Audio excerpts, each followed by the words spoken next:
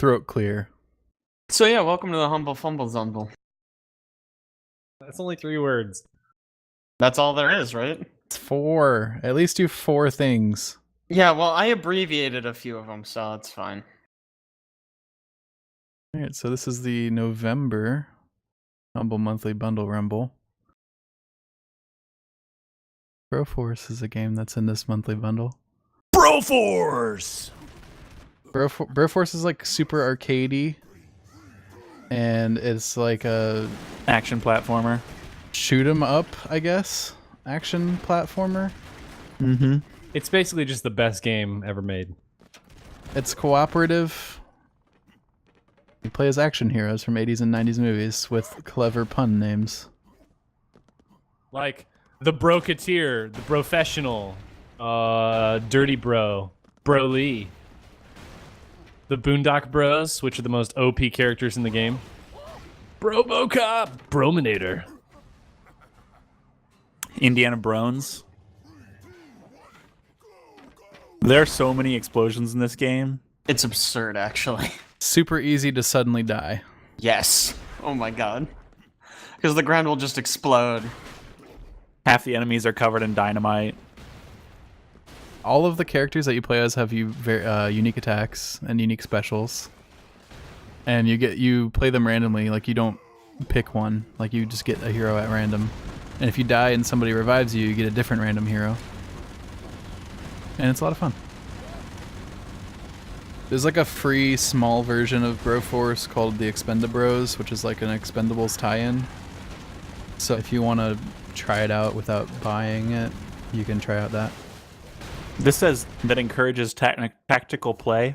I do not feel like tactical play is encouraged at all in this game. no tactical play. Would agree. It's just chaos and mayhem. Bros. And there's mechs. Good game. I'll give it a thumbs up. Yeah, I like it. Agreed. Thumbs up. Also, thumbs up. So there's a game. Oh my god, somebody It's else called do it. Rebel Alex is not Galaxy. allowed to do it. Somebody else do it. Well, the second game in the bundle is Rebel Galaxy. It's a sort of space exploration combat game. It's on a... yeah, it's weird. So, you're in a spaceship, and you're flying on sort of a two-dimensional space, on a two-dimensional plane in a three-dimensional space. So, like, all the enemies are flying around in 3D space, and you just get a plane. Like, you just get XY, that's it. Which is weird. But it has this interesting broadside combat feature that I really like. It's a lot like naval combat. It controls almost exactly like the ship battles in Assassin's Creed Black Flag.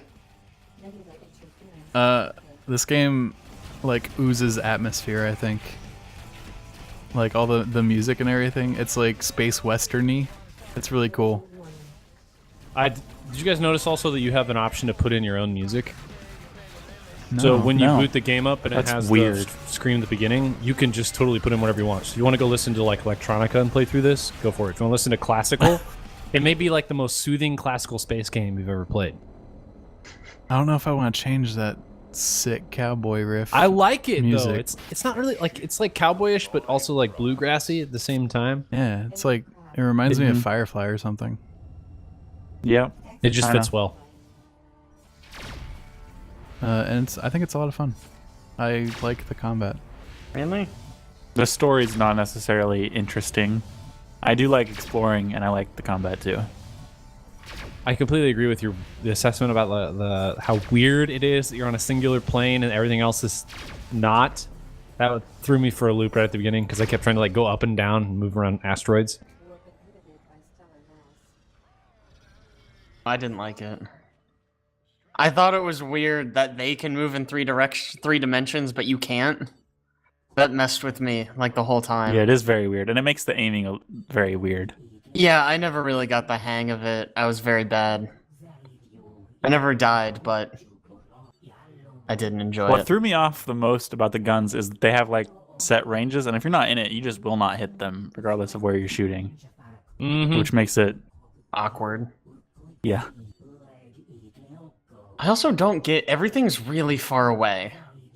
Like, the first few things you gotta do, it's like, okay, go over there. And so I'm like, okay, I'm going over there at, like, max speed. And it's like, okay, 5 minutes later, you're kind of close. Did you ever update your warp drive or whatever it was called? I did not. Okay, that changes things a lot because it's just like a. I think the multiplication factor is based on how far away you are from gravitational pull. Oh. Right, because if you're like warping towards something, at times you'll be going way faster than other times, and it usually has something to do with the fact that if you're either close to a sun, a planet, or a nebula. So if you're not close to anything, you're like flying. Once you get a little bit close, I'm sure you noticed like you got too close to a planet and just pulled you out of warp. Yeah. Okay. But I always assumed that was just because whenever you got close to something, it pulled you out of warp. So you didn't smash into it going a billion miles an hour and die. Well, that's probably also it too, but I think it has some, like, there's a definite multiplication factor that changes while you're warping, which I thought was cool, because I really felt like it was based on what I was close to. I didn't notice that, but that is cool. I'd give it a thumbs up. I gave it a thumbs up too. I would also give it a thumbs up. I'm probably gonna give it a thumbs down. You dissenter. Uh-huh, you know me. Now it's Beyond Eyes. Who of you finished this? Oh, Alex did. Yeah, I finished it. I also finished it. I think I got close, but then I got lost in the rain. You think you got close? I got lost in the rain. Did you finish the game, Aaron? No. The game, you play a little girl who's blind. Right in the very beginning of the game, you watch a short cutscene in which she gets blinded by fireworks somehow. Like, they're in the sky, but they, like, shoot down at her face. What?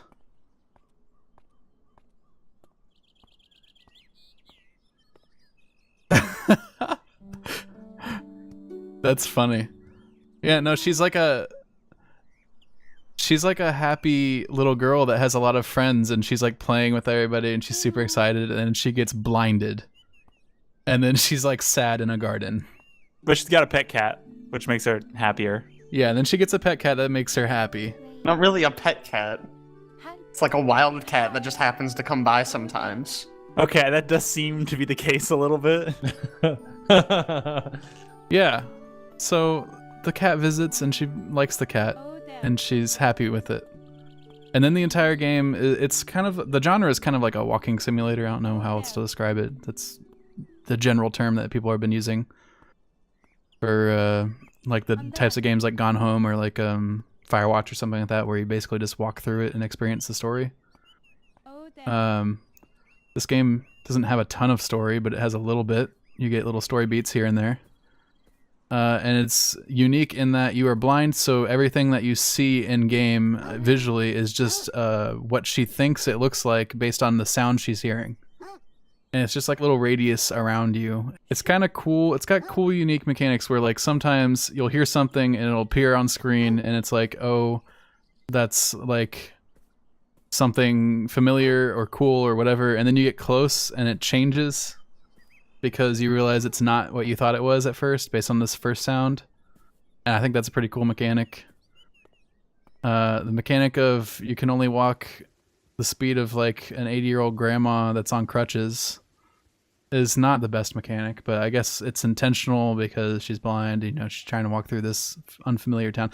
So this game, can I talk about spoilers for a second?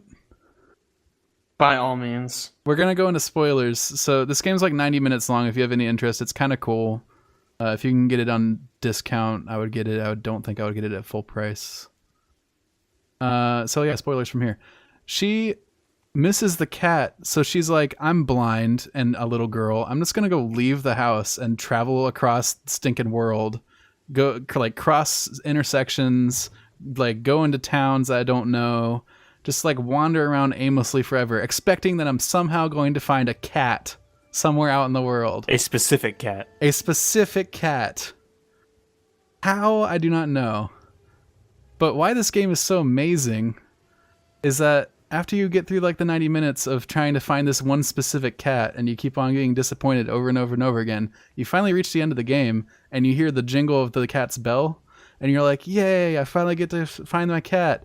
And then you find the cat's collar, and then on screen it just says, and then she finally realized that the cat was never coming back. And then it cuts to credits. Wow.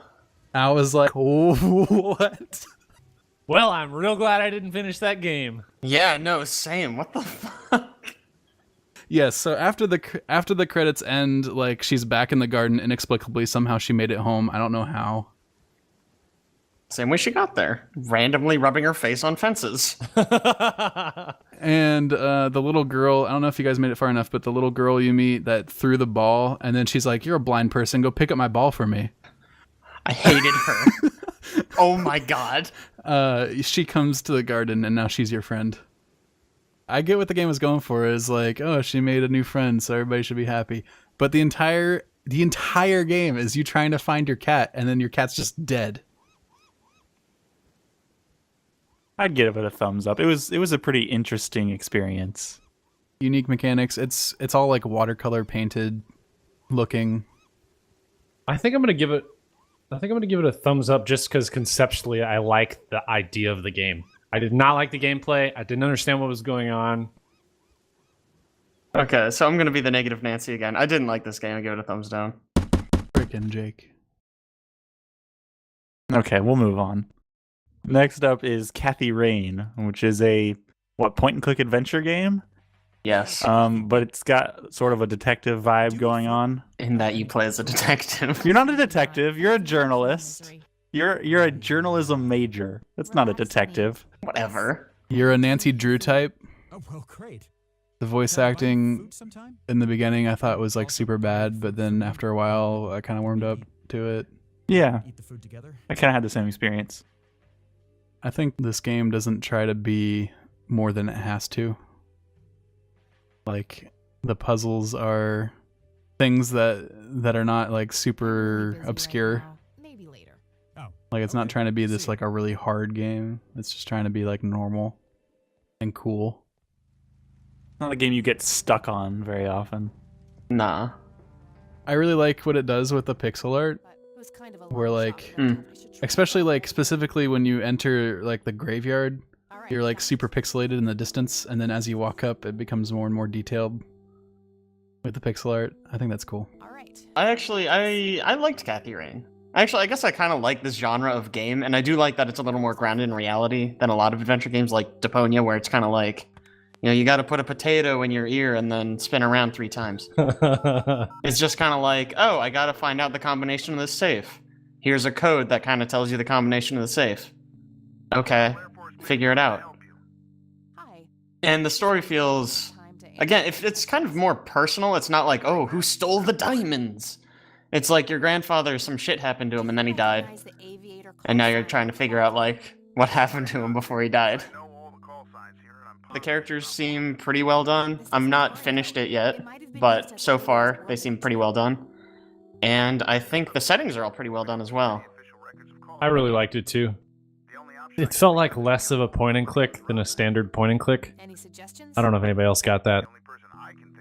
You don't necessarily have to like rub your stun gun on all of your papers to figure out if it's going to do anything. You don't have to try to hand the stolen report back to the sheriff that you stole it from. I mean, you can, and it does some interesting dialogue, but... Also, I really like Cathy. She's sassy, and I fucking love her. She's a pretty cool main character. She's my kind of main character, unlike the main character of Bonia, who was terrible, and I hated him. But what if it was a matter of life and death? I'll give it a thumbs up. I enjoyed it. I will give it a thumbs up. I enjoyed it. Thanks for repeating exactly what I said. You're welcome. I'll also give it a thumbs up. Did you enjoy it? I also enjoyed it. Perfect. I'm gonna give it a thumbs up. I hated it. I thought it was garbage. So thumbs up. Do we get to talk about Styx, Master of Shadows? Yep. We do. So you play as a really annoying goblin who wants sap, like from a tree. That's such a good way of describing it. I thought the controls were really obnoxious. I thought the stealth was clunky. And the powers were weird. I did not like this game. I do think the stealth is pretty clunky. I certainly agree on that one. Yeah, I think this feels like a B tier stealth game, maybe. But it's not all bad. Maybe a little clunky. What are the good things? Sell me on this. It's still fun. You're gonna have to sell a little harder. I mean, do you like doing stealth stuff? Because this game lets you do that, and then you murder people and stuff. And There were some cool mechanics in the game. I played on whatever the hardest difficulty is, where they hit you once you die, right? because I felt like that would make the game more real, and so I wouldn't be just like constantly trying to attack people. It makes the game way more difficult, because then you really are not thinking about just killing people and hiding their bodies. You're thinking more about how in the world do I get from point A to point B without anyone seeing me. That changed the game for me. I like the parry thing, where you just have to basically constantly parry them until you can kill them. Mm-hmm. And I like some of the mechanics with light. I thought was pretty cool. I like the climbing mechanic too, kind of. I'll say kind of. The first power he gets, I feel like, exists to solve super duper simple puzzles and not much else. Are you talking about the cloning one? Yeah. I feel like it wasn't very useful except for solving the specific puzzles that it showed you. I just think the stealth is pretty well done. I mean, yeah, it's a bunch of unrealistic, like, why don't you see me under this table? But it's video game mechanics, and it works, and I don't know, it's got pretty good verticality. Yep, I did like that. I think the setting's pretty cool. I mean, it's like generic fantasy-esque, but I think it's kind of got its unique elements with the sap tree and stuff. That you're not playing like a human is kind of neat. You gotta play this goblin-looking dude. I mean, it's not meant to be like a AAA title. Not a $60 game. It's not. It's no Dishonored or, I don't know. Even with that being factored in, I just didn't enjoy it. Like, I get what you're saying, and I'm not faulting it for not being realistic. Like, some of my favorite games aren't realistic. Like, I freaking love Metal Gear Solid. You can hide in a cardboard box and they don't see you. But I just didn't have a good time. I didn't enjoy the stealth. I didn't like the combat. I didn't like moving around. I didn't like the powers. I hated the sap and the goblin guy. None of it appealed to me. all right. The only thing I really didn't like about it was the stealth. Some of the stealth mechanics are very, I don't know, they feel iffy. Like, you can't really tell when you're going to be spotted or when you're not. Sometimes. Very unclear. I will agree with Caleb. There were a couple times where I was like, I don't know if I should have been seen there, or I don't know if I should have been able to get through that without being seen. Yeah. It's unclear sometimes which areas you can do that in and which ones you can't. But for the most part, I thought it was pretty good. I would give that a thumbs up. It's a thumbs down from me. Jake the Dissenter. I'd probably give it a thumbs up overall. I'll give it a thumbs up too. Damn it. It's fine. I'll just be the negative Nancy all the time. It's fine. Don't worry, you won't be the only one on this next one. Stardew Valley. I give it a thumbs down. Wow. Oh, sorry. I didn't know. We're not there yet. Have you ever played Harvest Moon? Because that's all. Because then you've played Stardew Valley. That being said, I fucking love Harvest Moon. So you like Stardew Valley? I did like Stardew Valley. There's something to be said for getting into the groove of, like, going out finding stuff and then hunting down that one redheaded girl and throwing flowers at her. That's just like, that's nice. Sometimes you just want to chill and farm some stuff. Stardew Valley has something to it where you're just like, all right, well, I just want to do this one more thing, Yeah, it has that It quality has a lot. that loop of, I gotta get this one more thing done before I log off. And you get wrapped up in it. I don't know. Yeah, I'd give this game a thumbs up. Also thumbs up. No, this game gets a hard thumbs down. Thumbs down for me. All right. Next up, we have the Humble Monthly debut, Pirate Pop Plus. Yeah, someone's gonna have to explain this one to me. Did you play it? I did. Why is this better than a shitty Flash game I played in middle school? Like, I've definitely played better Flash games for free on Newgrounds. Better? Yes. So this is the equivalent of a Flash game, where there are these bubbles that fall towards the ground and bounce, and you have to hit them with, what would you even call it, like a Chain thing? a chain with a spike on the end. And you have to hit these bubbles and they break into more bubbles. So you break all the bubbles and you score points. And you pick up coins and power-ups. And that's the game. But it's that pop game that you played on Miniclip forever ago. Except for it's got a couple new mechanics, like it can slide you to different parts of the screen. Like you can play on the side of the screen for a while. Or maybe on the top of the screen. And you collect coins while you're playing, and then you can use the coins to buy sick new music tracks to use while you play. Oh man. Or like maybe like a new faceplate for the fake Game Boy thing that's around the edges of the screen. Or new characters that have different stats. It's just like, you gotta try to get the high score type thing. There's nothing else really to it. Yeah. I think that's kind of my problem. There's not much to it. This game has some cool power-ups. And the mechanic where you switch sides of the screen from bottom to top to left to right is cool. Yeah, and when it switches, if you're like at the far end and you have to like go over to the other side, you like fall, and then you can like aim yourself and you can fall on top of the bubbles and pop them that way. And it's like a whole new game at that point. Oh, that changes the game for me. I gotta go back and play it now. The aesthetic is like you're playing a Game Boy, like a Game Boy Classic, like not even color. So that's pretty cool. And it's even got like a fake Game Boy around it, even though it's more shaped like a Game Boy Advance, and that's not how that looked. It's got good music. You can buy more music tracks. That was like my whole focus, was I had to get all the coins so I could get the music, and then I could switch between the musics. I didn't even care about the characters.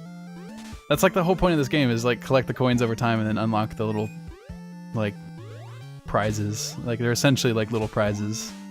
Like the type of prize that you would win at like a Chuck E. Cheese. Like it's kind of crappy, but you're still really excited when you get it because you got those tickets from the skee ball. And you're like, look, I have a rubber hand that sticks to windows.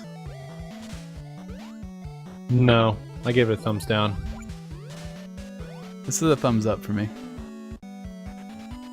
The thumbs down for me. Also, thumbs down. I know, surprising everyone. Next up is the humble original Keyboard Sports. The final tribute. Can we talk about the most disappointing freaking game, the whole bundle? I thought this was gonna be tight. It was dumb. This game was amazing. It was like consistently laughing out loud while I played it. It's really short, super short. But the last level is like an endless mode, so you can potentially play it forever, I guess, if you really wanted to. This game's sense of humor, I think, is just on point. Really? The gate is caps locked? Yes, that's so good. You have to get T. Do we want to talk about what this game actually is before we continue? Yes, let's talk about what it is. So it's basically your keyboard is mapped onto the levels. So like there's like a grid that matches your keyboard, and whatever button you hit is where your little guy goes. And it's comprised of a bunch of little mini games where you like dodge traffic or snowboard down a mountain, and you gotta just move your guy to avoid obstacles and stuff. And it's really hard because you're not just like WASDing around the screen. You gotta like think about what you're hitting. I feel like for most of them, if I just got one finger on left shift and the other on right shift, that was all I had to do, and I could just bounce back and forth. Because that's what you do if you have a brain in between your ears. You're just like, oh, I don't need these other buttons. I'll just hit those two. Jake, that's exactly what I did every single level until I got to the last one. Yeah, like anything with platforms. Otherwise, left and right shift the whole time. Cars, snowboarding, flying through the air, left and right shift. Because most of it's just dodging back and forth. Way to take all the fun out of the game. But yeah, it's very punny. You have to drink the tea, which is coincidentally on the T key. So you have to hit the T key to get to T. And then you drink the tea by pressing the T key. You enter his house. You enter his house. You have to escape. Let me talk about my two frustrations with this game.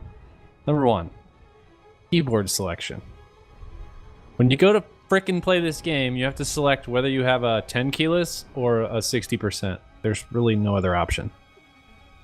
And if you have a keyboard that does not match the original key binding from the game, you cannot specifically go to certain keys, like my keyboard. I couldn't go to my escape key, and I couldn't go to my 3 of the bottom right keys on my keyboard ever. Also could not find a way to remap those keys so that I could go to them in game. So the things with the trophies, I had to like figure out a combination of buttons sometime in order to get me to like hit a trophy into another trophy so it would bounce off the stage. Or bounce off the... You didn't have to get all the trophies. I don't know if you did or not. You only had to get like 90%, probably not even. I just did a lap and then left. And he was like, good. That's unfortunate, Aaron. Yeah, I was just frustrated because I couldn't remap them. Okay, that's point 1. Point 2 is, I loved the beginning of this game. I completely agree with you. I think the puns were hilarious. They were actually pretty good, with the exception of like left shift and caps lock. I like most of the others. I really liked the chaos room that you go into, and then the part where you're ice skating into the spotlight. I thought those 2 things were awesome. Oh, the ice skating was interesting. Yeah, that was good. From that point on, I despised this game. Because they did such a good job with the first part, and then they're like, oh, by the way, last level, endless, have fun.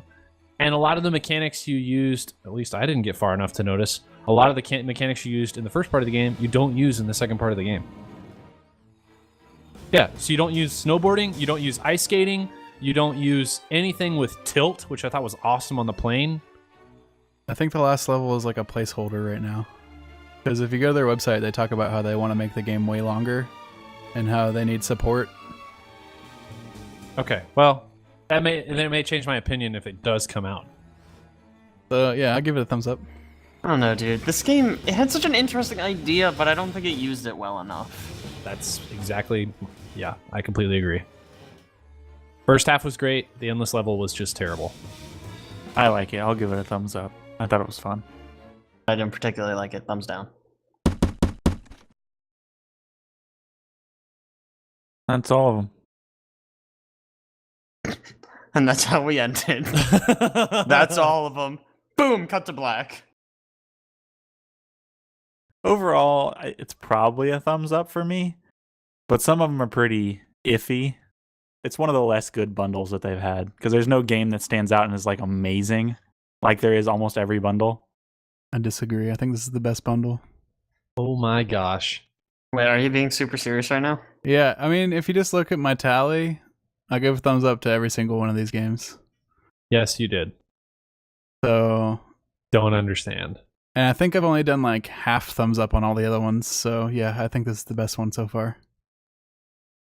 Yeah, no, it's a definite thumbs down from me, if you can believe that. Wow, dude. I give thumbs down to like all of these, and even the ones I liked, it was like, it's alright. Like, I like Cathy Rain, but it's really kind of a niche thing, and Stardew Valley is the kind of thing I'll play once in a while. Everything else kind of sucked. So yeah, no. I'm gonna give it a thumbs up. Mine's an iffy thumbs up, like Caleb's. I rated 3 games with X's or with thumbs downs, and then a couple others are kind of iffy thumbs up. It just, I don't know. I wasn't super impressed. I didn't feel like there was a standout game. I mean, there was no WW2K16 in this, so. Amen. I have had, like, the last couple bundles have had a couple games that were just amazing to me. Hotline Miami 2. And these were all just kind of like, yeah, some of them were really, pretty good. Some of them were pretty bad. Overall, it was just kind of like, yeah, okay, it was some good. Yeah, sure. Glad I bought it, I guess.